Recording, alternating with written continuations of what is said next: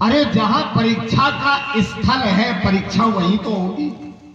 और ये महाराज जी ऐसे हमें मिले परीक्षक कि ये कह रहे हैं सो बिलगाए बिहाय समाजा, बोले वो गुरुकुल छोड़ दे तब परीक्षा दे। भाई परीक्षा का अपना एक स्थान है, प्रतियोगिता की जहां परीक्षा चल रही है वहीं आप यदि परीक्षा लें तो ज्यादा उचित है, क्योंकि परीक्षा के लिए केंद्र का निर्धारण पूर्व से ही होता है। ये थोड़ी कि कहीं राजपथ पर चले और बोले रहो यहां परीक्षा दे दे। हमें लगता है जिंदगी में कभी दी तो है नहीं परीक्षा। अरे उसके कुछ नियम हैं, उसके कुछ अभिलेख हैं, उसका कुछ धरातल है, थोड़ा उसको भी तो सोचो। इसलिए ये चर्चा परीक्षा वाली अब कर दो बंद, तुम इस चक्कर में ना पड़ो, ये अब हम लोगों का काम है। राजकुमार परीक्षा, अब देखो आप बीच में देखिए, लेकिन हम रुक जाएंगे। तुम्ही ने कहा ना कि इसको बंद कर दो, तो हमने कहा अगर बंद करना है तो इसी जगह से इसको लिए ले रहे हैं। हम इसको स्वयं बढ़ा देंगे, वो तो आज्ञा गुरु जी दे दें, हम तो परस छीन के तुम्हें बढ़ा दें। हम तुम्हें पटक के मारेंगे, कोई हमें आदेश दे अथवा ना दे। और ये कर नहीं पाओगे। हम तुम्हें पटक के मारेंगे, कोई आदेश दे अथवा ना दे। क्योंकि एक बात समझ लो, पटक के इसलिए नहीं मार सकते क्यों कहीं वचन दे चुके हो कि मार काट त्रेता भर अब हमें करनी है। देखिए अधिकार भी हमें मिल चुका है, ऐसा मत कहो। अधिकार तुम्हें नहीं मिला है, नहीं अब जैसे कर्तव्य को समझो। आजकल का मनुष्य अधिकार ज्यादा देख रहा है, कर्तव्य भूल गया। अरे फिर उल्टी बात करते हो। चलिए व्यास जी एक अर्धाली में पढ़ रहा हूं, जहां तक आपने कहा कि वो संकेत की भाषा में बता दे, तो कोई बताए न बताए, लेकिन संकेत की भाषा भी कोई न बोले। अगर पहचानने की ताकत है तो 1000 में से हम अपने को पहचान सकते हैं। और अगर कई लोगों के बीच हम यदि अपने को न पहचान पाए तो इसका मतलब है कहीं न कहीं से हमारी पहचान का मामला गड़बड़ है। और आपके साथ कोई घटना भी घट गई तब भी न पहचान पाई। व्यास जी एक अर्धाली पढ़ रहे हैं। राम ही चित रहे थकी लोचन और रूप अपार मार मद मोचन। आप रूप देखना चाहते हैं, आपने कहा, तो सब प्रकार का रूप नहीं देखना चाहिए, क्योंकि रूप के प्रति जब आसक्ति किसी की होगी तो उसमें कोई न कोई विकार आएगा। जैसे यहां राजाओं ने जानकी के रूप को देखा तो प्राप्त करने की इच्छा हुई, लेकिन आपको रूप भी दिखाया गया, आपने देखा, और वो रूप है कैसा? रूप अपार, अपार, अपार, पार नहीं है उस रूप का। अगर रूप ही आप देखना चाहते हैं तो अब इससे अच्छा कोई रूप नहीं है। रूप अपार, मार मद मोचन। जब ये रूप देख लिया तो अब और देखने की आवश्यकता क्या है? और मैं समझता हूं कि आज की लीला में जितने भी भक्त श्रोता बन के आए वो जब देखें तब अपार रूप देखें। संसार के किसी सौंदर्य को देखोगे तो कहीं न कहीं कामना जगेगी, और अपार रूप को जब देखोगे तो कामना नहीं उपासना हो जाएगी। इस स्वरूप का आपने दर्शन भी कर लिया। अब रही बात नाम की, तो नाम एक हो तो तुम्हें बताया जाए, उसके बहुत नाम है। अब पता नहीं आपको किस नाम से लगाव हो, क्योंकि अभी तो आप उससे शत्रुता कर रहे हैं। सहस पाऊ सम सो रिपु मोरा, और जब आप शत्रुता त्याग देंगे तो अपने आप नाम जान जाएंगे, किसी को बताने की आवश्यकता नहीं पड़ेगी, और वर्णन आ जाएगा, कहा राम सन राम। अब ज्यादा अगर हमारे ही ऊपर पूरा हो तो हम बता दें हमारे भाई राम ने धनुष तोड़ा है, तो मैं जो करना हो कर। ये बहुत बढ़िया तुमने दांव खुली खेला। बात है बिल्कुल। अब इससे बढ़ करके दांव और क्या हो सकता है। चलिए थोड़े शब्द हमारे ले लीजिए। राजकुमार, परीक्षा एक स्थल पर होती है, एक स्थान घोषित किया जाता है। ये भी परीक्षा का एक प्रकार है, और परीक्षा का एक प्रकार वो भी होता है सोते जागते उठते बैठते चलते फिरते आते जाते भी व्यक्ति को परीक्षाएं देनी पड़ती है। वो भी परीक्षा का प्रकार है। तो जनक ने व्यक्तिगत स्थल पर परीक्षा का आधार रखा है, और हमारी तो इतनी व्यापक परीक्षा है कि इस रूप में व्यक्त कर सकता है। दूसरी बात, तुमने कहा रूप अपार, उसका रूप अपार है। मार मदमोचन इत्यादि आपने रूप देखा, उसका रूप दिखाया गया। इतना होने के बाद भी आप जान नहीं पा रहे हैं। व्यास जी, एक 48 बालक के प्रति हम भी पढ़ना चाहते हैं। रूप अपार मार मदमोचन, यह अनाली है, और फिर भी हम जान नहीं पाए। इसके ऊपर भी एक अनाली है। विश्वामित्र मिले पुण्याई, और पद सरोज मेले दो भाई। दोनों भाइयों से विश्वामित्र जी ने प्रणाम कराया, और जब दोनों भाइयों ने प्रणाम किया, ये भी एक चरित्र है तुम्हारा, तुम्हारे चरित्र का एक कोना है कि तुमने परशुराम को विश्वामित्र जी के कहने पर पैर नहीं छुए। पद सरोज मेले, पैर छूना बात अलग है, और मेलना बात अलग है। मेलना क्या है? जैसे मेलने का हाथ, जैसे सीता ने जयमाल मेली तो भाव समर्पण का बन गया। तो मेले का हाथ पैर छूना नहीं है, समर्पण से, कि विश्वामित्र जी ने राम और लक्ष्मण के जीवन को परशुराम के चरणों में समर्पित कर दिया। तो जहां समर्पण की इतनी बड़ी पृष्ठभूमि विश्वामित्र जी ने जोड़ी हो, तो वही दूसरी पृष्ठभूमि क्या दिखाई पड़ रही? सुनि मुनि बचन लखन मुस्काने, और बोले परशुधर अपमाने। समर्पण की पृष्ठभूमि से अलग हटकर अपमानित पृष्ठभूमि को जोड़ देना, ये कहीं न कहीं से लक्ष्मण के चरित्र का हनन है। और रही बात हमारी रामई चितई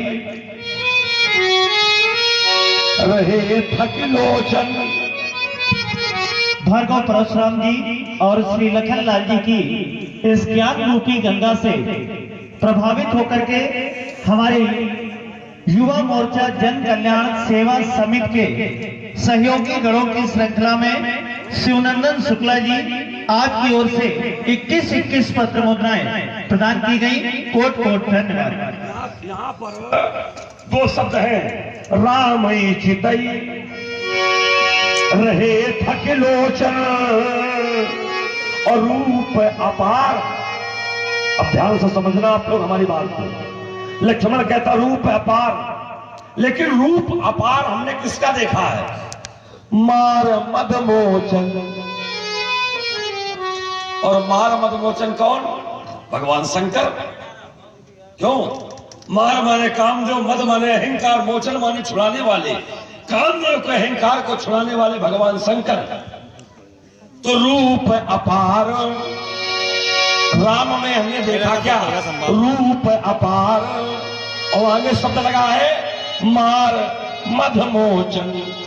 अब यहां दो बातें आ गई, एक आ गई रामत्व की और एक आ गई शिवत्व की।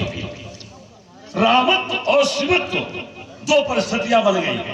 तो मैंने शिवत्व के दर्शन किए, मैंने शिवत्व को देखा है। लेकिन एक बात पूरी, देखिए बात अगर पूरी नहीं होगी, आनंद तब आएगा बात जब यहीं रुकोगे। थोड़ी बची है, इसको पूरा कर लेने दो। थोड़ी बच गई है, कर लेते हो, वो भी सुन लो, है ना? कर लो, रखो ना। नहीं, हम रखेंगे ही नहीं। तुम जितना आगे आओगे उतना हम खड़े मिलेंगे तुम्हें, है ना? अब देखिए, हम तो बलवेदी पे ही रख लियो तुम्हें। देखिए, तुम बलवेदी पर हो, हम तुम्हें बलवेदी पर रख देंगे। तुम बलवेदी बना के खड़े हो और हम तुम्हारी बलवेदी बना देंगे, इतना अंतर कर देंगे बस। ठीक है, अब बनाए पाओ तो बनाए, लड़का समझ के सताओ। ऐसा करो, अगर इतनी बड़ी बात कही है तुमने कि लड़का समझ के सता रहे हो, तो अपनी बात को उसी जगह छोड़ दे। अब भाई देखिए, इतनी बड़ी बात तुमने कह दी कि लड़का समझ के सता रहे हो, तो अगर इतनी बड़ी बात है तो फिर चलो हम तुम्हें छोड़ देते। बड़े दयालु है, कहना बात पूरी करो भाई, बड़ी दया करते रहे। जो आया है उसको छोड़ा नहीं है, तो पता नहीं आज का कुछ दब नहीं हो, इसलिए आज पीछे बात चला। दबना परशुराम के जीवन में नहीं है, हमें शिक्षा देने में लगा। बड़ी प्यारी अवधानी आई और भक्त लोग समझ लें, यदि परशुराम जी की ये ऊंचाई है तो परशुराम जी को फिर धनुष तोड़ने वाले का विरोध नहीं करना चाहिए। बढ़िया अर्थ किया, और इनके अर्थ को स्वीकार करो व्यास जी। मैं पुनरावृत्ति कर रहा हूं। राम ही चित रहे फटी लोचन और रूप अपार मार मद। बोले हमने शंकर जी का दर्शन किया, लेकिन किसमें किया? ध्यान देने का विषय, किसमें दर्शन किया? शिव का, राम भगवान का। बस उत्तर मिल जाएगा। जो राम में शिव का दर्शन कर ले, भक्ति की ये पराकाष्ठा है। यदि ऐसा किया है तो निस्संदेह आपको धनुष तोड़ने वाले का या किसी का भी विरोध नहीं करना चाहिए। राम में जिसको शिव दिखाई पड़े और शिव में जिसको राम दिखाई पड़े, वही सच्चा भक्त है। तो मैं आपकी बात काट नहीं रहा हूं, जरा उसको गहराई से लीजिए। आप शिव भक्त हैं, इसलिए राम में शिव दिखाई पड़ते हैं, और कोई अगर दूसरे किसी देवता का भक्त है तो उसको भी राम में अपना इष्ट दिखाई पड़ेगा। क्योंकि संसार के जितने देवी देवता हैं सब उसी से उत्पन्न हैं, सब उसी से उत्पन्न हैं। कहीं देखो, दूसरे वाले बच्चों में न समझना, जहां जहां मिलोगे वहीं मिलेंगे, मर भले जाए। ये एक हमारा स्वभाव है, हम न इधर जाएंगे न उधर। हमने देखो सहर्ष अर्थ स्वीकार करके आपको उत्तर दिया कि जब सामने खड़े हैं राम और आपको दिखाई पड़ रहे हैं शिव, तो इससे बड़ी कोई भक्ति नहीं है। सामने तीन जगह से टेढ़े खड़े हैं, लेकिन भक्त जब दर्शन कर रहा है तो बोला हम प्रणाम नहीं करेंगे, हम प्रणाम तब करेंगे जब टेढ़े वाले में हमें धनुष बाण वाले दिखाई पड़े, और भक्त को धनुष बाण वाले का दर्शन टेढ़े वाले में हो गया। यही भक्ति की पराकाष्ठा है। निज प्रभु में देखें जगत। तो यदि ऐसा है तो फिर क्यों है न तुम्हारे जय हैं सब राजा, फिर क्यों है वेग दिखाओ मूल। तो आपने दर्शन कर लिए, तो जिस स्वरूप में दर्शन किए हैं हमें उसकी पूजा भी करनी चाहिए। मैं अपनी बात पर यहीं अल्प विराम। चलिए, बढ़िया। वैसे एक बात हम ये कहना चाहते हैं कि तुमने कहा कि अन्य पालकों में हमारी गणना मत करना, हम उसी जगह पर मिलेंगे, तो हमारी भी अन्य महात्माओं में बेटा गणना मत करना। और भार्गव परशुराम जी और श्री लखन लाल जी की संवाद की प्रस्तुति के क्रम से प्रभावित और आनंदित होते हुए हमारे इस रामलीला परिवार के सदस्य हैं हमारे भाई राजू जी, आपकी ओर से 21 पत्र मुद्राएं प्रदान की गई हैं। बहुत बहुत धन्यवाद। अन्य महात्माओं में हमारी भी गणना मत करना। हमारा भी कोई अपना चिंतन नहीं, जहां से प्रतिपक्ष का चिंतन मिलता है उसी चिंतन पर ही हम अपना चिंतन देते हैं, है ना? यह अदाली तुम्हारी थी, हमने उस पर चिंतन दिया। अब आइए, इस बिंदु का निष्कर्ष अब निकल के आ रहा है प्रारंभिक तुम्हारे बिंदु से। मैंने शास्त्र कहा कि मैंने राम को देखा तो राम में रूप अपार मार मद मोचन, यह अर्थ मैंने किया।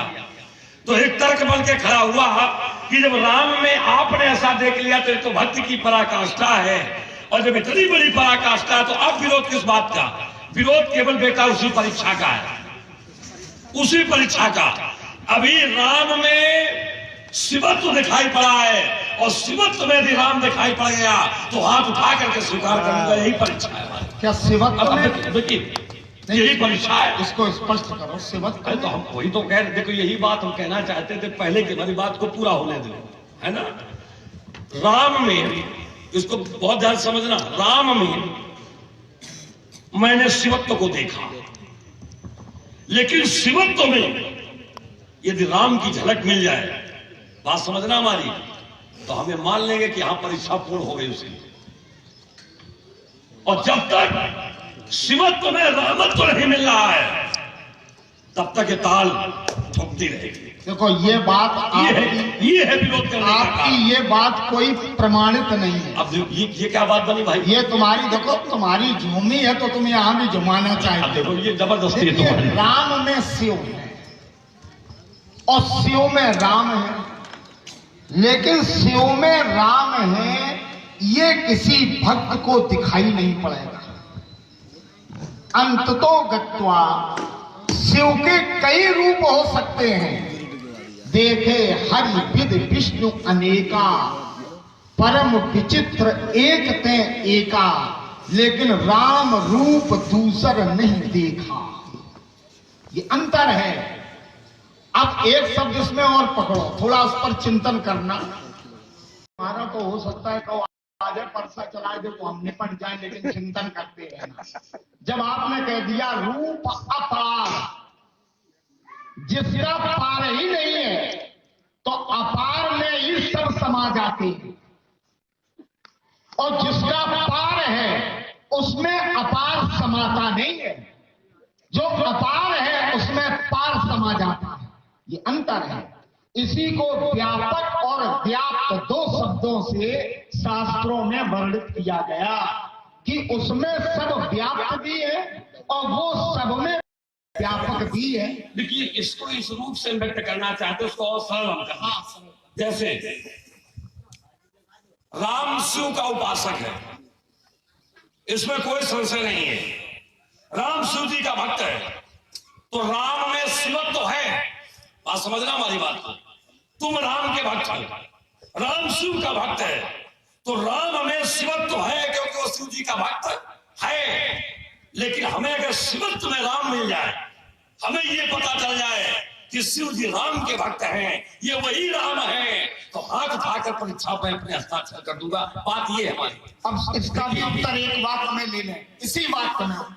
आप जानते हैं ये शिवत्व से समलंकृत धनुष है, और शिवत्व से युक्त धनुष को रामत्व के अलावा कभी कोई तोड़ नहीं सकता।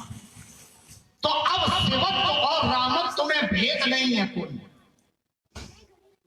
देखिए इस पर एक दोहा मैं आपको दे रहा हूं, कभी काम आएगा कथा वाचन की। अगर तो महात्मा लोगों का काम कथा वाचन का ज्यादा है, ये तो अधिकार भी छीन रहे हो, तो तिथि वाला काम भी भूल जाते हैं। अधिकार भी छीन रहे हो।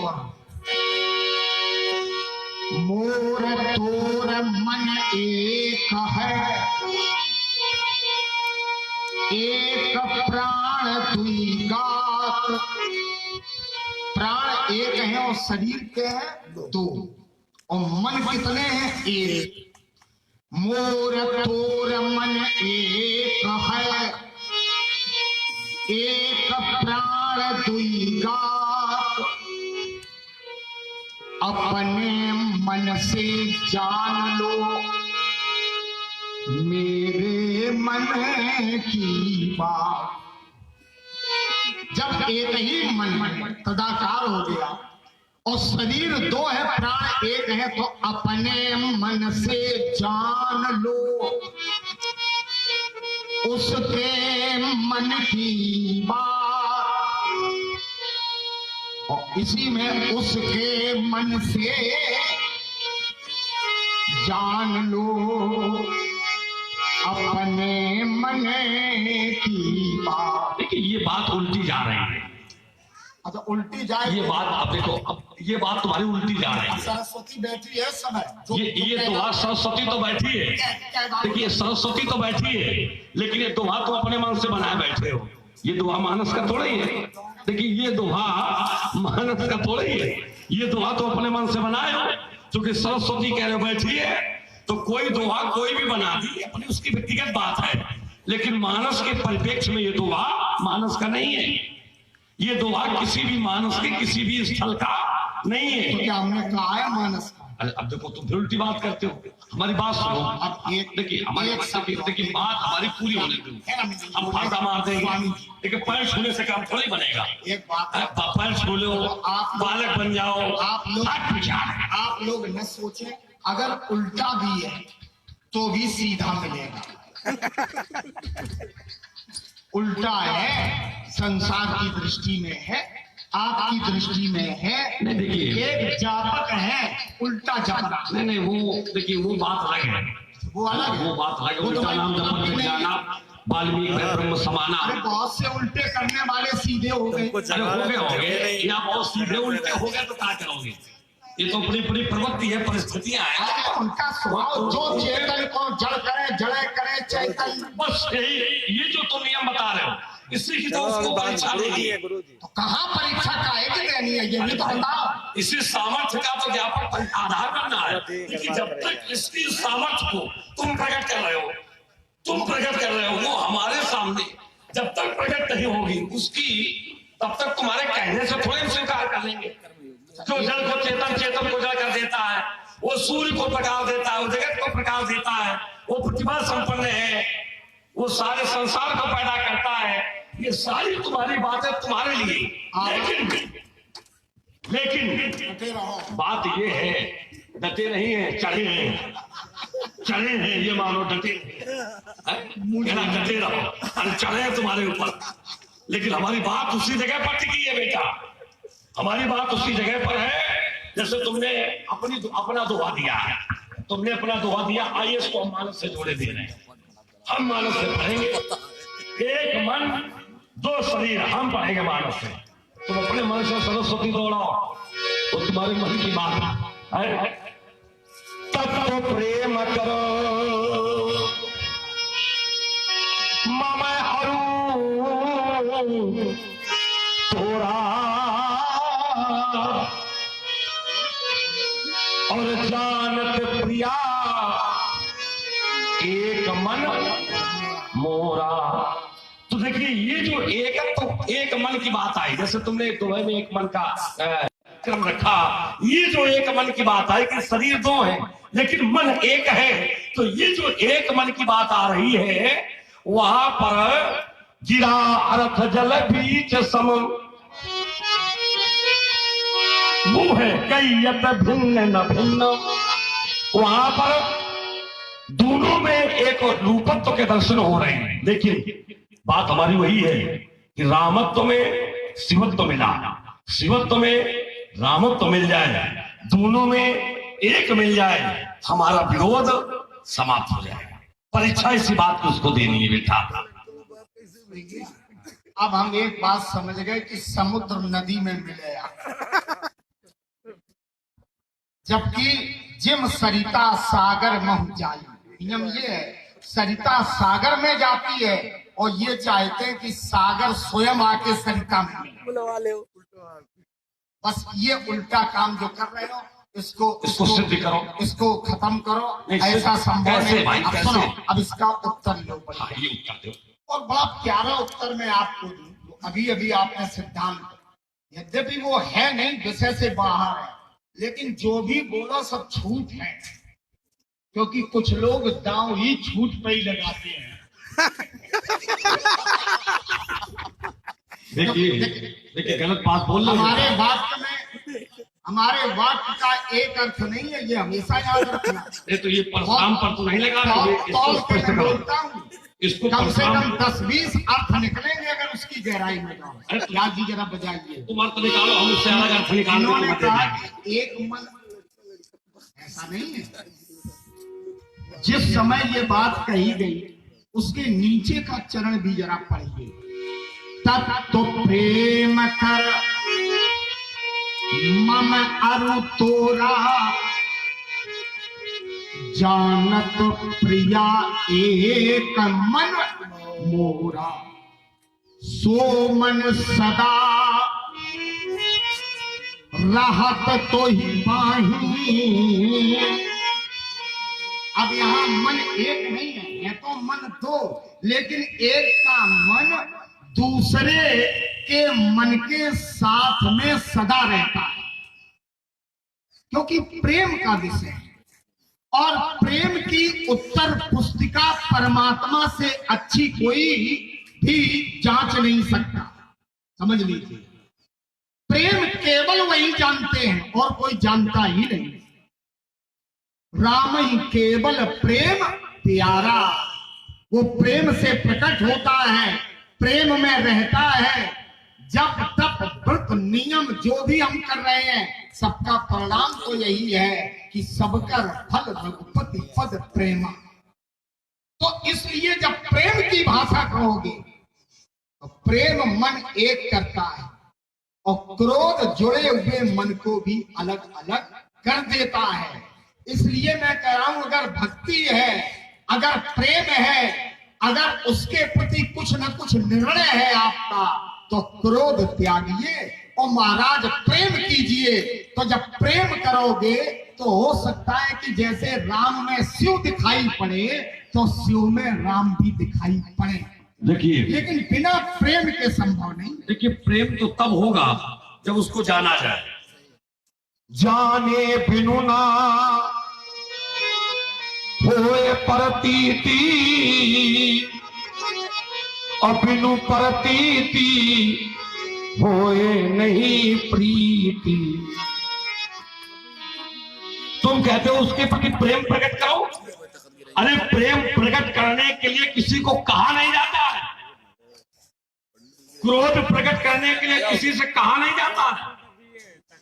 व्यक्ति अनुकूल और प्रतिकूल आचरण जब देखता है तो क्रोध और प्रेम तो स्वतः प्रकट हो जाते हैं। किसी के आचरण, थोड़ा ध्यान देना आप लोग, किसी के आचरण यदि हमारे अनुकूल है तो उसके प्रति कोई कहे कि प्रेम प्रकट करो, क्या ये आवश्यक है? अरे किसी के आचरण यदि हमारे अनुकूल है तो प्रेम तो स्वतः प्रकट हो जाएगा, और किसी के आचरण यदि प्रतिकूल है तो कोई कहे कि क्रोध करो, ये नहीं, क्रोध तो स्वतः पैदा हो जाता है। तो क्रोध और प्रेम ये पैदा नहीं किए जाते, व्यक्ति के आचरणों को देख करके स्वतः पैदा होते। अब यदि धनुष तोड़ने वाले व्यक्ति के प्रति हम प्रेम प्रकट करें, परीक्षा तो उसको इसी बात की देनी है। सारा खेल परीक्षा का है आज। परीक्षा तो उसको इसी बात की देनी है, वो ऐसी परीक्षा दे कि परसों के अंतःकरण से क्रोध हट करके प्रेम पैदा हो जाए, और यदि प्रेम पैदा हो जाएगा तो उसकी परीक्षा देना सार्थक, उसको परीक्षा देना सार्थक। और यदि परशुराम का क्रोध नहीं हट पा रहा है, परशुराम में क्रोध है, तो फिर उसका परीक्षा देना निरर्थक। परीक्षा का क्रम तो उसी जगह से बना है। तो चलो बढ़िया बात कही, देखिए उसको हमने जोड़ उसी जगह से ला के दिया है। हाँ ठीक जोड़ा कि वो हमारा क्रोध हटाए। परीक्षा प्रश्न ये है कि परशुराम जी के क्रोध को धनुष तोड़ने वाला हटाए, यही है, तो हटाया भी है। वो सामने आता है तो क्रोध हटने लगता है। राजा जनक से जब आपने पूछा तो वहां है अति ऋष बोले, ऋष में विशेषण लगा है अति, क्रोध की अति है। और जब उसने अपनी बात कही तो सुन ऋषाए, अति हट गई। तो कहीं न कहीं वो परीक्षा में आपकी इस कसौटी पर भी सफल हो रहा है। नाथ संबोधन भंजन यारा, कोई केव एक दास तुम्हारा, आयुष का कही किन मोही, तो सुन ऋषाए। और जबकि पहले अतिरिस बोले, वो अति समाप्त हो गई। तो इस परीक्षा में भी उसे अंक प्राप्त हो रहे हैं। देखो मैं कहीं नहीं जाऊंगा, आपकी बात का उत्तर आपकी बात से करूं। इसको जब इस निष्कर्ष पर तुम पहुंच गए कि परशुराम का क्रोध उसके व्यवहार से कम हो गया है, तो तुम्हें खड़े होने की क्या आवश्यकता थी? देखिए, बात हमारी उसी जगह पर है भाई। कारण की बात, तुम परशुराम का क्रोध शांत करना चाहते हो, तो जब परशुराम के क्रोध को शांत करना चाहते हो और तुम्हारे पास बढ़िया कुंजी आ गई है कि वो परशुराम के पास खड़ा रहे तो परशुराम का क्रोध शांत हो जाएगा, तो परशुराम के पास उसी को रहने तो तुम क्यों खड़े हो रहे हो? अब इसका एक बहुत अच्छा उत्तर ले दो। और यदि तुम खड़े हो रहे हो तो इसका तात्पर्य कि अभी हमारी उसके बीच की परीक्षा अधूरी है। अभी बहुत कुछ आपको जीवन में सहन करना पड़ेगा। जब तक हम सामने हैं तब तक हम सहन करवाते रहेंगे। देखिए, क्रोध के विकार में आचरण की जो आग जल रही है, अगर ये पूरी नहीं जलेगी तो दोबारा भी धधक सकती है। इसलिए हमारा काम है कि इसको पूरा स्वाहा कर दें, तब प्रेम आएगा। और अगर किसी भी प्रकार के विकार की आग यदि बनी रहती है तो वो प्रेम के पूर्ण परिपाक स्वरूप को आने नहीं देती। इसमें केवल हम इतना कहना चाहते हैं, केवल इतना कहना चाहते हैं कि लक्ष्मण के द्वारा इस आग का समापन नहीं होना है। प्रबल यदि आग है तो फिर उसी व्यक्तित्व की मधुर वाणी रूपी पानी का जब उपयोग होगा तब ये आग शांत हो सकती है। लक्ष्मण के प्रत्युत्तर जो है ये शांत का निमित्त नहीं है, ये क्या है? आहुति, आहुतियों का आधार है। परशुराम का क्रोध आग है, लक्ष्मण के उत्तर आहुति है, उसकी वाणी जल है। और जब ऐसा क्रम बनेगा तो आप लोग निर्णय करके बताओ, आग को शांत करना है तो जल उपयोगी है कि आहुति उपयोगी? बस समझ लिया। यज्ञ होगा तो आप ही बताओ, यज्ञ में आहुति पड़ती है कि पहले पानी ही पड़ता है? देखो उल्टा भरा, ये कहाँ जा रहा है? ये जा कहाँ रहा है? लखन उतर आहुत सरिस। हमारे जो वचन है, हमारा बोलना आहुति है, और जब तक हमारी आहुतियां नहीं पड़ेंगी, हाँ ये बात, पहले पूजन करो, पानी डालो। अभी आपने सुना नहीं इनको, यज्ञ के कई प्रकार हैं, बिना जल के भी यज्ञ होता है। अब आपने, चलो तुम हमसे कहो क्या कहना चाहते हो? थोड़ा सा शिक्षाप्रद बात है। हम जीवन में शुभ कर्म करें, ये भी एक यज्ञ है। जीवन मिला मनुष्य का और हम अपने कर्म की आहुति डालते रहें, शुभ कर्म करते रहें, तो जीवन का यज्ञ पूर्ण हो जाए। जरूरी नहीं कि पहले हम पूजन करें इसके बाद, वो यज्ञ विशेष होते हैं। यज्ञ के कई प्रकार हैं। चलिए, जहाँ तुम्हारी चर्चा चल रही थी, तो बात ये चल रही है कि लखन उतर आहुति सरिस और भगुबर कोप कृसान। जल की आवश्यकता कब पड़ती है? जब आहुति डालने वाले को आग ज्यादा तेज लगती है, तब थोड़े जल की आवश्यकता पड़ती है। और यही यहाँ है माना, लखन उतर आहुत सरिस और भगुबर कोप कृसान, बढ़त देख जल संवचन। अगर आग बढ़ेगी नहीं तो वचनों के जल की आवश्यकता नहीं पड़ेगी।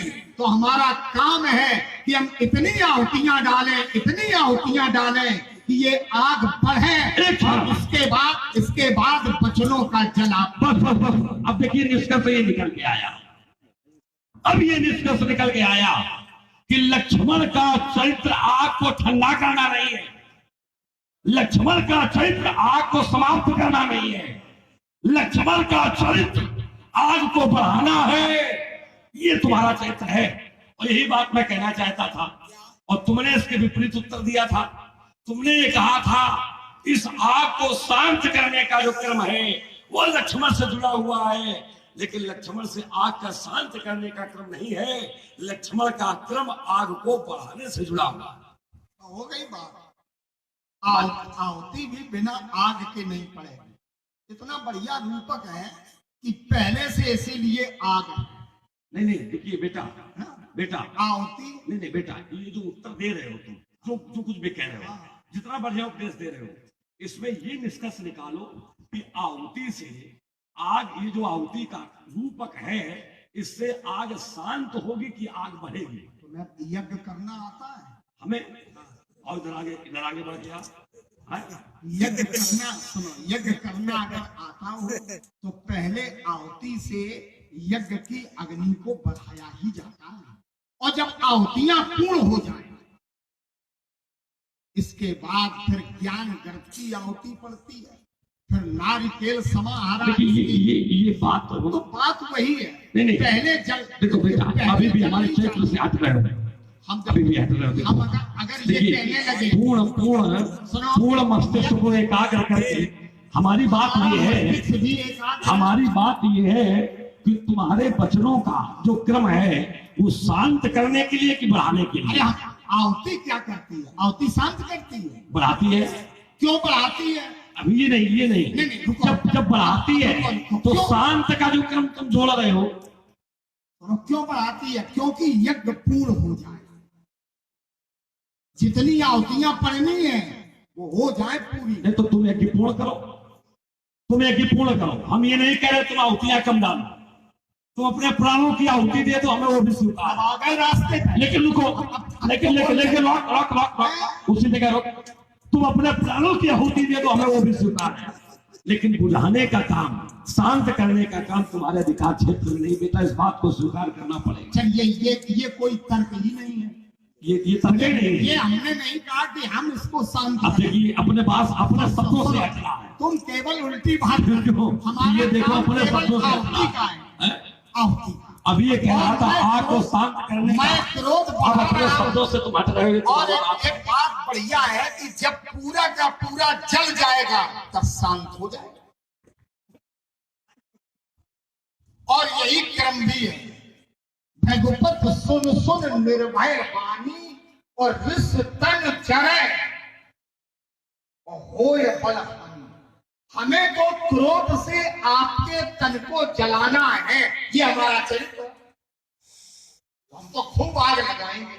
नहीं तो आग लगाओ, शांत करने का प्रयास न करो। हमारी बात उसी जगह है बेटा, शांत करने का जो क्रम है। बुद्धि आपकी घूम नहीं रही, हमारी बेटा नहीं। जब पूरी जल जाए, तुम्हारे जैसा बालक अगर ये कहेगा, तुम्हारे जैसा बालक अगर इस प्रकार से विपरीत मार्ग पकड़ेगा तो क्या ये उचित है? तो और एक बात समझिए, जब हम पूरा का पूरा जला देंगे तो अपने आप शांत हो जाएगा। और यही प्रसंग आएगा कि वो कहे न कहे, लेकिन आप हमें छोड़ करके उन्हीं की ओर बढ़ जाओगे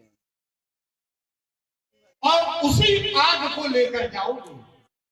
नहीं, वो आग कहाँ? तब व्यास जी वर्णन करेंगे, परशुराम तब राम प्रति बोले उर अति क्रोध। अब देखिए, अब ध्यान देना, हमें अति को अति तक पहुंचाना है।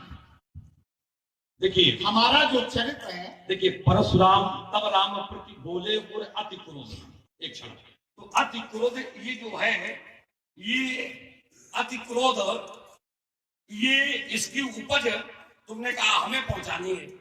तो यदि तुम्हें पहुंचानी है, यही तुम्हारा चरित्र है, लेकिन इसको शांत करने का जो क्रम आगे जुड़ा हुआ है, परशुराम तब राम प्रति बोले और अति क्रोध, और उसके बाद का जो क्रम शांत करने का जुड़ा है, क्या तुम्हारा जुड़ा? बस यही तर्क पकड़े हो। हमने कहा कि हम शांत करेंगे। इसको स्वीकार करो ना कि हमसे गलती हुई है। क्या गलती हुई हमसे? जो इसको स्वीकार करो, हमसे भूल गए। आप समझ नहीं, पूरा दे दिया उत्तर उन्होंने, फिर भी ये इधर क्या देख रहे हैं? हमारा शांत तो हमने कहा हम आग जलाएंगे तब शांत होगी। शब्द भी हमारे सुना करो। देखिए, ये जगह, चलो ये जगह बना के तुम निकल रहे हो तो तुम उनको निकलने दे रहे। और हमने अगर निकल रहे हो तो निकलने दे रहे। पहले तुम क्या, तुम्हें चुनौती है, भोले बाबा की सौगंध है, उठाना रखना कहीं। देखिए, भोले बाबा बहुत बड़े, भोले बाबा बहुत ऊपर है, महादेव है। अब केवल परशुराम से निपट लो, भोले बाबा तो बहुत ऊपर है। समझो कि ये काम हमें करना है। अब आपको एक बात और बताएं, शांत कहाँ होती है आग? जब जल में जाती है तब आग शांत होती है। और क्यों होती है? क्योंकि जल से अग्नि की उत्पत्ति है, इसलिए आप शांत हो जाएंगे। एक दूसरा भाव और दें कि आप जितना भी क्रोध की आग में जल रहे हो, तो शांति उसके पास है। शांतम शाश्वतम प्रमेयम अनघम। शाश्वत शांत, शाश्वत माने निरंतर। तो जो निरंतर शांत रहता है वही शांत कर सकता है। और जिसके जीवन में थोड़ी देर में अशांति हो जाए, कभी शांत कभी अशांत, वो कभी दूसरे को शांत नहीं कर सकता। शांतम शाश्वतम प्रमेयम अनघम निर्वाण शांति प्रदम ब्रह्मा शंभु हरिंत सेव्य मनसम वेदांत वेद्यम विभुम। देखिए, ब्रह्मा शंभु हरेंद्र सेव्य मनुष्यम वेदांत वेद्यम विभुम। इसी बात जो तुम बता रहे हो, यद्यपि तुम्हारा चरित्र तुम कुछ भी कह सकते हो कि ब्रह्मा शंभु हरेंद्र इन लोगों से भी वो सेव्य है, ये लोग भी उसकी सेवा करते हैं, तो ये लोग उसकी सेवा करते हैं, ये तुम्हारे कहने का विषय है। लेकिन ये उसकी परीक्षा का विषय है। जब तक ये सिद्ध नहीं होगा कि ये लोग उसकी सेवा करते हैं, हम तुम्हारे कहने से थोड़े स्वीकार कर लेंगे। देखिए, बात उसको परीक्षा देनी पड़ेगी। ऐश्वर्य का ज्ञान करा देने से, परंपरा से, ऐश्वर्य का रूप बता देने से, ऐश्वर्य को स्वीकार करने से ये परशुराम के चैत्र के अनुकूल व्यवहार नहीं है। ये बताओ, अनुकूल व्यवहार तो तब है जब ब्रह्मा शंभु हरेंद्र सेव्य मनुष्यम वेदांत वेद्यम विभुम रामाख्यम जगदीश्वर सुरगुरुम, ये जो कुछ भी विशेषताएं हैं, ये सारी की सारी विशेषताओं की परीक्षा होगी। और यदि वो सफल है तो ब्रह्मा शंभु हरेंद्र सेव्य से ही नहीं, वो परशुराम का भी सेव्य बन जाएगा। इसमें कोई आपत्ति नहीं। चलिए, लेकिन उसको परीक्षा तो देनी पड़ेगी। एक बात और सुन लो, इसी में बढ़िया बात दे दें। आपने कहा कि परशुराम के अनुकूल, हमारे अपने जीवन का एक स्वभाव है कि हमारी बात, हमारा आचरण, हमारा चरित्र किसी के अनुकूल हो अथवा ना, लेकिन हमारे प्रभु उस पर प्रसन्न हो जाए। हम ज्यादा संसार के अनुकूल कोई बात नहीं करते। हमारे परमात्मा, हमारे प्रभु यदि अनुकूल है तो हमारा वो करनी विषय है। क्या हमें पड़ोसी को प्रसन्न थोड़ी। क्या तुम ये मानते हो कि ये तथ्य कहने पर, ये बात कहने पर तुम्हारे प्रभु तुम्हारे अनुकूल हो जाएंगे? हमारे अनुकूल तो है ही। ब्रह्मा शंभु हरेंद्र सेव्य मनुष्यम वेदांत वेद्यम विभुम, ये बात अगर तुम कहोगे तो क्या तुम्हारे प्रभु तुम्हारे अनुकूल हो जाएंगे? अरे उन्होंने तो अपने को गोपनीय रख करके एक बात हमारे सामने आई, हो ही क्यों दास तुम्हारा, हमारा कोई दास होगा। तो जो इस स्थिति से जुड़ा है और उसको तुम ठीक विपरीत परिस्थिति से जोड़ोगे, ब्रह्मा शंभु हरेंद्र सेव्य मनुष्यम, तो तुम्हें अनुकूलता की प्राप्ति कैसे होगी? तुम केवल अर्थ करना सीख जाओ बस। ये देखो, जबरदस्ती का हमें ज्ञान मत दो, हमारी बात पर आओ, वहां खड़े हो, वहां तर्क करो, यही चाहता हूँ। अब तुम्हारी बात, विपरीत आचार विपरीत बात कहने का प्रयास मत करो। तुम चाहे जितना खिसियाओ, लेकिन हम तुम्हें खड़े रहेंगे। तो हम कहाँ भागे जा रहे हैं? आपने अभी एक चरण पढ़ा और उसको मैं ले रहा हूँ। नाथ संबोधन भंजन हारा होई एक दास तुम्हारा। होई माने होगा, माने आगे होगा कि वर्तमान में है कि पहले से। ध्यान देना इस बात। होई एक दास तुम्हारा, यहाँ होई का अर्थ आगे चल के दास बनेगा कि पहले से दास है। देखिए, कुछ परिस्थितियां ऐसी हैं, मतलब परिस्थिति ना, उल्टी बात अभी भी है, अभी भी है, अभी भी है, अभी भी है। यद्यपि होई क्योंकि दास तुम्हारा, आपका कोई दास होगा, लेकिन उल्टी बात करते उसको समझने का प्रयास तो करो। बहुत बढ़िया समझ रहे हैं। कहीं मेरे जैसे पिताजी आ रहे थे और पिताजी आ रहे होंगे, बात समझना। पिताजी एक है लेकिन वो बहुवचन में जुड़ जाता है, पिताजी आ रहे हैं, बहुवचन की बात ही नहीं है उसी प्रकार से इस स्थिति को जब जोड़ा गया तो होई कोई दास तुम्हारा, आपका कोई दास होगा, आपका कोई दास होगा, क्योंकि धनुष टूट चुका है, धनुष टूटना नहीं है। अगर टूटना होता तो इसको भविष्य से जोड़ देते, एक बात और, लेकिन जब टूट चुका है और तोड़ने वाला होगा तो उसको वर्तमान परिस्थिति से जोड़ा जाएगा। अब आप समझ लो, वर्तमान से वो हुई माने पहले से नहीं है, हुई माने होगा। तीनों कालों को ये शब्द प्रकट कर रहा है। ये मानस के शब्द हैं। हुई एक दास तुम्हारा, आपका कोई एक दास होगा, माने पहले से है, वर्तमान में भी है और आगे भी रहेगा। और ऐसा है कौन? बोले एक दूसरा नहीं है, क्योंकि सर्वोच्च सत्ता ही ब्राह्मण की दासता को स्वीकार किए है अनादिकाल से, आज भी किए हैं और आगे भी किए रहेंगे। तो एक दूसरा नहीं है, तो एक का भी हम आत्मा है। कोई एक दास तुम्हारा, अनादिकाल से, जब से सृष्टि बनी वो ब्राह्मण का दास है और वही एक है। और नहीं तो यहाँ दास बने, काम बन गया, फिर राम राम भी छूट गई। देखिए ये बात सांसारिक जगत से तुम जो जोड़ के कह रहे हो, ये बात अलग है, उसको समझो, है ना। चलिए तुम्हारी बात पर हम आते हैं। चलिए हम पहला तो तुम्हें इस बात का साधुवाद देते हैं कि होई के अर्थ को तुमने वर्तमान से भी जोड़ा, है ना। उसको तुम केवल भविष्य से जोड़ रहे थे, लेकिन तुमने उसको वर्तमान से, भूतकाल से और भविष्य से, तीनों से जोड़ करके मेरी बात की पुष्टि की। इसके लिए तुम्हें साधुवाद। अब आइए उस बिंदु पर हम चलते हैं जहां तुमने कहा है कि वो एक है, एक, और वो एक सत्ता ही ऐसी है जो दासत्व को स्वीकार किए हुए है। अगर वो एक सत्ता है, दासत्व को स्वीकार किए हैं, तो एक सत्ता का जो वो ईश्वर है, एक सत्ता का, चूंकि एक ब्रह्म है, एक ईश्वर है, एक सत्ता जो है, तो उस एक सत्ता का ज्ञान अथवा उस एक योग नहीं करेंगे। भार्गव परशुराम जी और श्री लखनलाल जी के द्वारा मानस रूपी गंगा का प्रवाह प्रवाहित किया जा रहा है। इस मानस रूपी गंगा में हमारी युवा मोर्चा जन कल्याण सेवा समिति के व्यवस्थापक पद का कार्यभार देख रहे हैं शिवरंजन शुक्ल जी। आपकी ओर से पुनः 21 मुद्राएं प्रदान की गई हैं।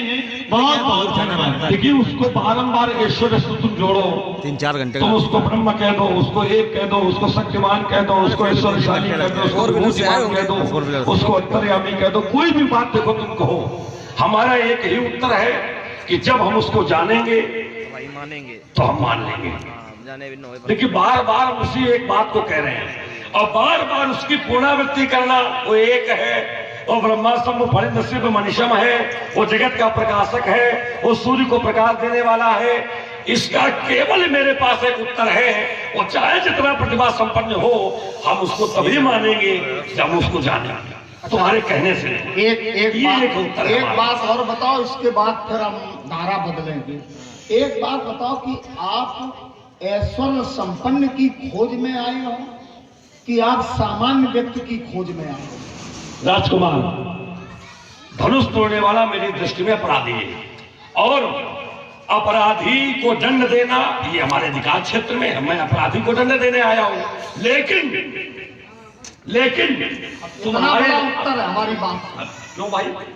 हमारी सीधी बात है कि आप जैसा साधक, कोई प्रश्न करे हिमालय पर्वत पे चारों ओर क्या है, तो उत्तर छोटा होगा कि बड़ा होगा, ये बताइए।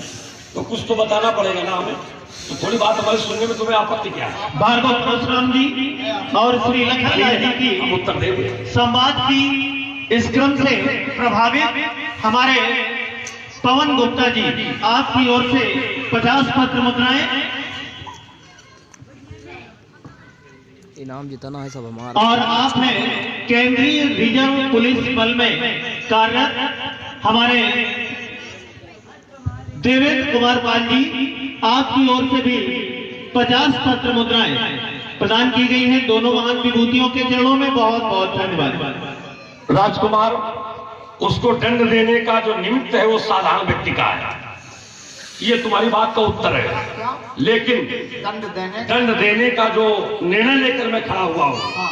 वो उसकी ऐश्वर्य प्रभुता को जान करके नहीं खड़ा हुआ हूँ, उसके अपराध को देख करके खड़ा हुआ हूँ।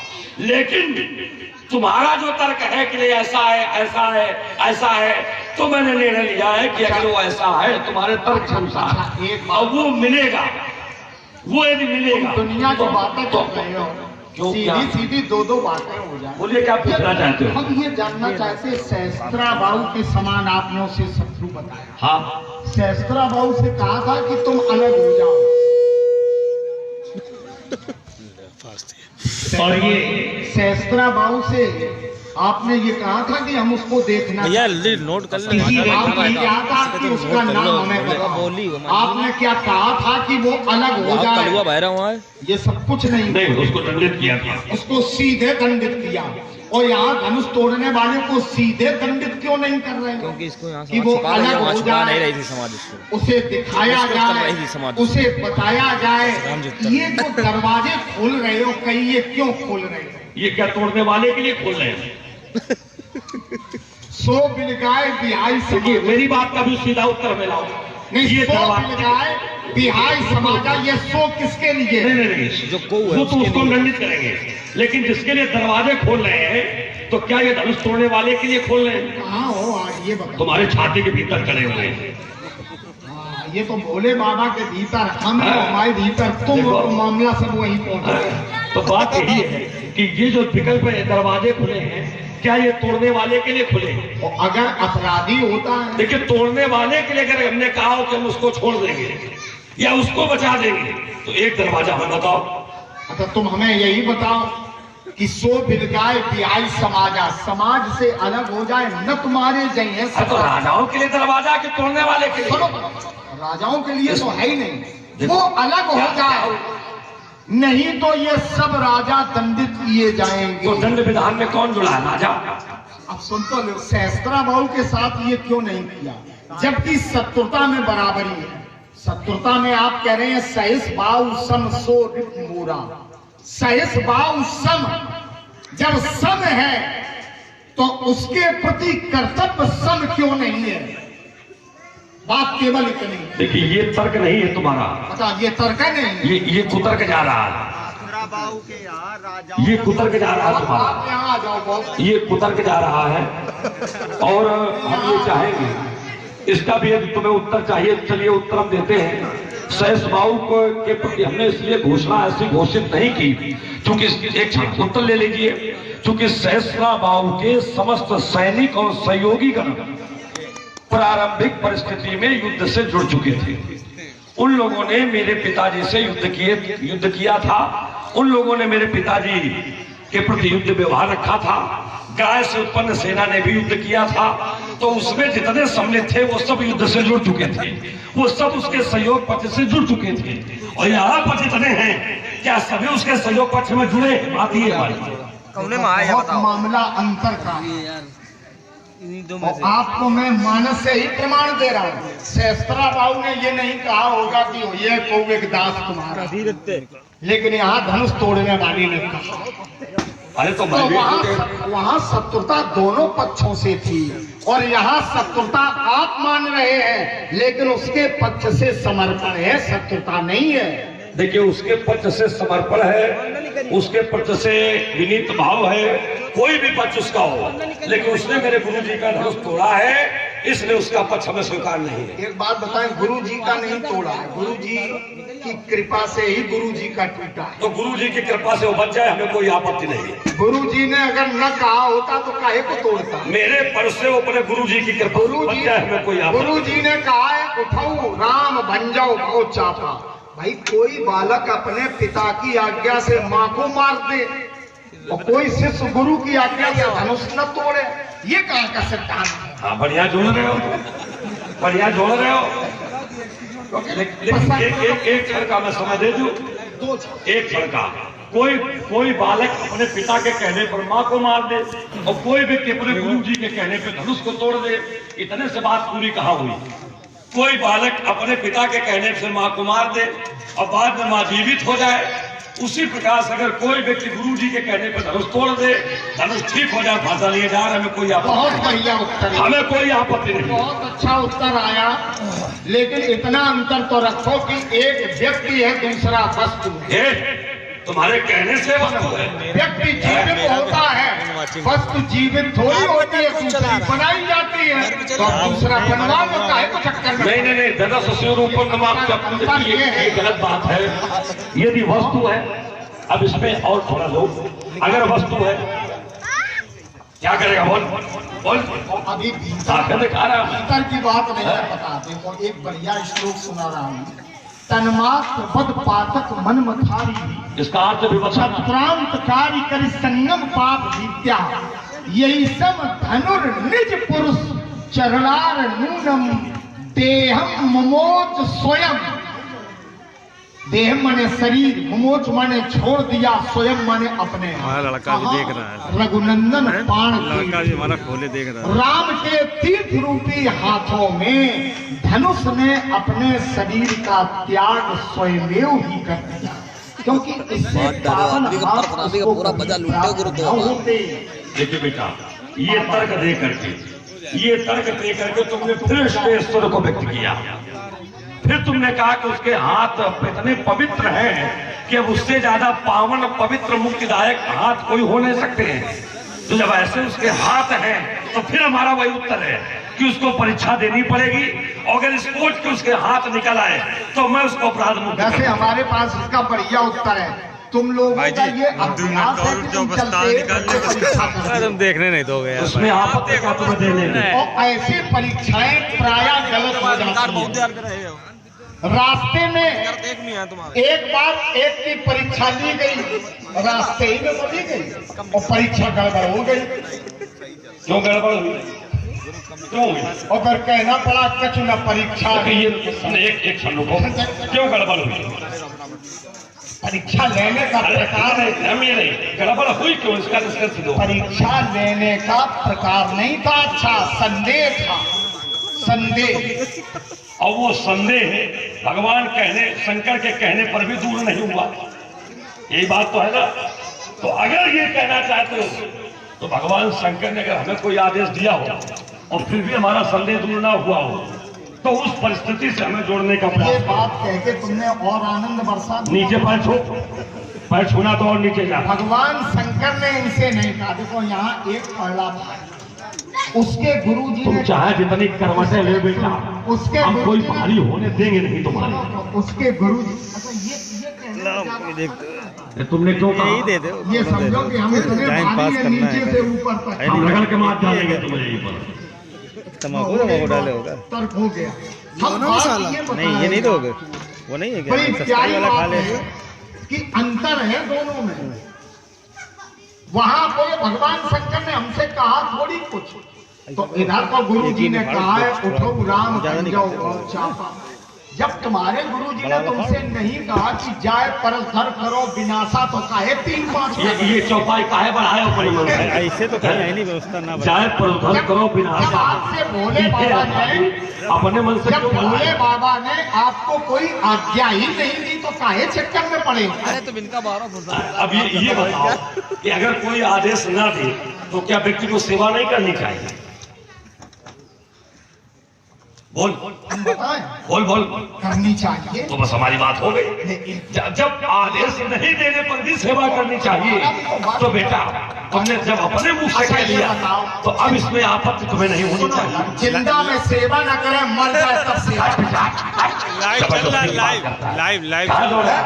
एक भी बार देखिए धनुष रखा था, एक भी बार बाबा जी देखने नहीं आए किस परिस्थिति में। जब दिल टुकड़ा हो गए अब सेवा करने आए। देखिए लोग कहते हैं कि जीते जी सेवा नहीं की, ये तुम्हारा व्यंग्य है। मर गए तो अब सेवा की। ये तुम्हारा व्यंग्य अगर है। आपको अनुराग था तो आप दर्शन करने के लिए आते। ये तुम्हारा व्यंग्य है बेटा। आप एक फूल चढ़ाते, ये तुम्हारा व्यंग्य और है। जबकि राजा जनक ने इसकी पूजा की है। नाना प्रकार के इत्रों से, सुगंध से, अगर से, तगर से नित्य इसकी उपासना जनक करते रहे। वो आपने एक ही अगर अगरबत्ती लगा देते तो हम रास्ते पर तुम जाओ अपने घर। पीछे कुछ नहीं, निकल जाओ यहाँ से। कहाँ निकल जाओ? जब तक तोड़ने वाले को खींच नहीं लेंगे हम यहाँ से जाएंगे नहीं, हम यहाँ से जाएंगे नहीं। देखिए अनुराग, ऐसा शब्द बोल देते जब तक अनुराग बोलना पड़ता है। तुम क्या खींचोगे? देखिए अब पीछे वो सबको स्वयं अरे खींच थोड़ी, लेता है। अरे तो ऐसा करो, उसमें सामर्थ्य है तो उस सामर्थ्य का दुरुपयोग करके मैं और अगर खींचता ना होता थोड़ी बात तो हमारी सुनो। तुम्हारे चित्त को भी उसने हम खींचा। देखिए वो बात अलग अलग हो जाएगी, थोड़ी उसी जगह पर आओ। है इधर उधर की बातें जोड़ करके उसको केवल भ्रमित करने का लोग केवल आजकल ये पाठ पढ़े हो देखिए बात को बदल करके उसको जोड़ने का एक प्रकार बना रहे हैं। ये तुम्हारी बात बहुत गलत है। जहां उसको कहा करो तो उसी जगह पर रोक दिया करो। अच्छा तुम बताओ, तुम्हारी मन की कहते हैं, बताओ क्या कहते हैं? तोड़ने वाले को जाकर हमारे सामने खड़ा करो। खड़ा कर दो। सामने खड़ा है। खड़ा है। कहाँ खड़े तुम हो? और क्या? हमारा भैया है। लो। छुअत दूर रघुपति न दूसरे। हम चरित्र से नहीं आते हैं, अगर है हिम्मत तो निपटो। चलो उठाओ। ये धनुष है, हाँ है। इसको छुओ आकर इधर आगे बढ़। और हम छुए? इधर आगे बढ़। हम उसको क्यों छुए? उसको बुला लो जिसने छूने से तोड़ा है। ऐसे थोड़ी तो भाई प्रतिज्ञा करो इस पर। छुअत टूट, छुअत टूट। तुम बड़ी उल्टी बात बात भी तो पूरे होने दिया करो। क्या होने देना? कोई बात है? जबरदस्ती जैसे बात आपने कहा इसको छुआ, गुरु जी कह दे कि उठाओ। एक क्षण, बाबा तुम्हारी कसम, हम इसको भी एक क्षण, निपटा, हम इसको भी देंगे। एक क्षण हमें ब्राह्मणत्व में मान रहे हो। अभी तुमने कहा भी कि ब्राह्मणत्व का वो जो एक है वो दास था, दास है, दास रहेगा। जब ब्राह्मणत्व में हम है तो तुम क्षत्रियत्व धरातल पे खड़े हो, तो हम तुम्हारे गुरु है कि नहीं? तो भाई हम गुरु है कि नहीं? तो बात हम ये पूरी करना चाहते हैं कि धनुष एक एक शब्द पर तर्क है। आपने कहा हम ब्राह्मणत्व पे हैं, तो हमें क्या निरा क्षत्रियत्व ही समझे हो? हमारी विशेषता में एक बात राजा जनक ने पूछी थी, कहु नाथ सुंदर दो बालक, मुन कुल तिलक या नृप कुल पालक। हम केवल राजवंश के ही इतना ही समझ बैठे हो? हम मुन कुल तिलक, मुनियों के कुल के तिलक हैं। चक्कर में मत पड़ना। राम लखन है दशरथ के निकल जाओ। कुछ नहीं, राम लखन दशरथ के। ये बात किसने कही है? विश्वामित्र जी ने। किससे कही है? परशुराम से। तो विश्वामित्र जी ने ये नहीं कहा है कि ये मुनिकुल तिलक, ये नृपकुल पालक। उन्होंने केवल इतना कहा है राम लखन दशरथ के। दशरथ कौन है? छत्री। दशरथ कौन है? राजा। तो जब हमारे साथ जितना तुम्हारा क्रम जुड़ा है उतने एक क्रम में रहोगे कि मर्यादा तोड़ करके आगे खड़े हो जाओगे? मर्यादा बड़ी तुम्हें दिखाई पड़ रही है? तुम्हें नहीं दिखाई पड़ रही? जिंदगी में कभी मर्यादा रखी है? हम तो क्या कहा? क्या कहा? भैया मैया सब। अब बड़ी हंसी आ रही है। अब हंसने के अलावा तुम्हारे पास कुछ है भी नहीं, ये भी हम जानते हैं। अच्छा इस पर भी ले, क्योंकि लक्ष्मण के चरित्र में ही है। एक सूत्र ले। उपनिषद कहता है प्रसन्न चेता परमात्मा दर्शन है। प्रसन्न चित्त में ही परमात्मा का दर्शन होता है। मानस से पढ़ो तो मुदिता मथय विचार मथानी। विचारों की मथानी प्रसन्नता से चलती है। लेकिन और अगर एक ग्रंथ में ब्रह्मवाणी में लो तो प्रसादे सर्व दुखा नाम हानि। प्रसन्न रहिए, दुख अगर आए हैं तो दुख अपने आप नष्ट हो जाएंगे। प्रसादे सर्व दुखा नाम हानि रस्योपजायते, प्रसन्न चेता हतांश बुद्धि पर्यवतिष्ठता। चलिए तुम्हारे तो प्रसन्न रहना हमारा तीनों नियमों को हम एक जगह से जोड़े दे रहे हैं। प्रसन्न रहना अपराध नहीं है, अपराध मुक्त है। लेकिन किसी का उपहास करके प्रसन्न होना, उपहास कर ही नहीं रहे। अब देखो फिर उल्टी बात जा रही है, फिर उल्टी बात जा रही है। उपहास करके प्रसन्नता प्राप्त करना। प्रमाण दो। सुन मुन बचन लखन मुस्काने, और बोले परस धराई। उपहास कहाँ है? रुको रुको, आगे आगे क्या लिखा है? अपमाने अपमाने। तो जब अपमानित परिस्थिति बनी है तो इसको क्या उपहास परिस्थिति से अलग करोगे? हाँ बिल्कुल, कैसे बताओ? बिल्कुल अलग है। देवर्षि नारद ने भगवान को बड़े कटु वचन कहे तो क्या उपहास किया? उपहास अलग है। देखो हम आपके शब्द पकड़ देखिए, उपहास किया, उपहास किया, सुनो, उपहास किया। जैसे आपने अभी हमने प्रेम की चर्चा की तो आपने एक चौपाई पढ़ दी, जाने बिन ना होए प्रतीति, बिन प्रतीत होए नहीं प्रीति। तो वहां शब्द है प्रीति और तर्क चल रहा था प्रेम का। प्रेम और प्रीति में भी अंतर है। देखो सबसे पहले तो शब्दकोश पढ़ो, हमारी प्रार्थना है, और शब्दकोश के बाद में फिर शब्द की व्याख्या के लिए अमर कोश पढ़िए। ये हमें उपदेश ना दो, हमारे तर्क पढ़ाओ। लड़ाई जो झगड़ा हमारा करते हैं, तर्क चल रहा है वहाँ। जिंदगी भर लड़ाई झगड़ा करे है, मारकाट पच्चीसी में ये कच्चा। हमें शब्द हमें ग्रंथ ना बताओ। तुम जाओ यहाँ से, निकलो। ऐसे थोड़ा निकलेंगे बेटा, इतनी जल्दी निकल जाएंगे आप। बहुत जल्दी निकल जाओ यहाँ से। देखो ये मार्ग है तुम्हारे पास।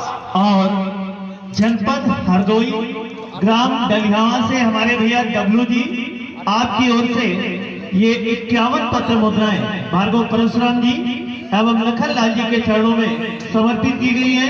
बहुत बहुत धन्यवाद। देखिए, नारद जी ने अपने भगवान को जो शब्द कहे वो उपहास में ही कहे, और उसके लिए केवल एक शब्द दिए देता हूं, मैं दुर्वचन कहे कहूं तेरे।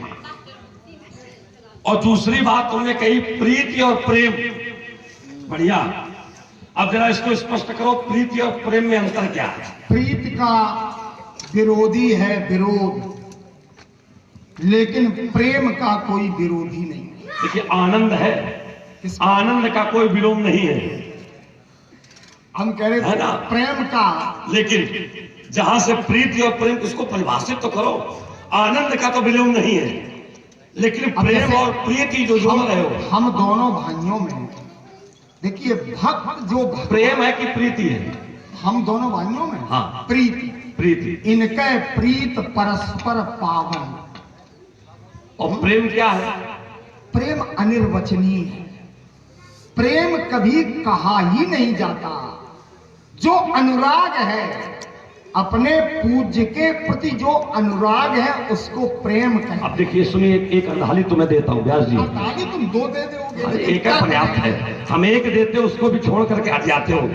है एक अंधाली तुम्हें देते, तुम कहते हो जहां प्रीति है वो प्रेम अनवर्चनीय है, अवर्चनीय है, और प्रीति जो है ये व्यक्त की जा सकती है। लेकिन अंधाली क्या कहती है? कीन प्रीति कछु बीच न राखा,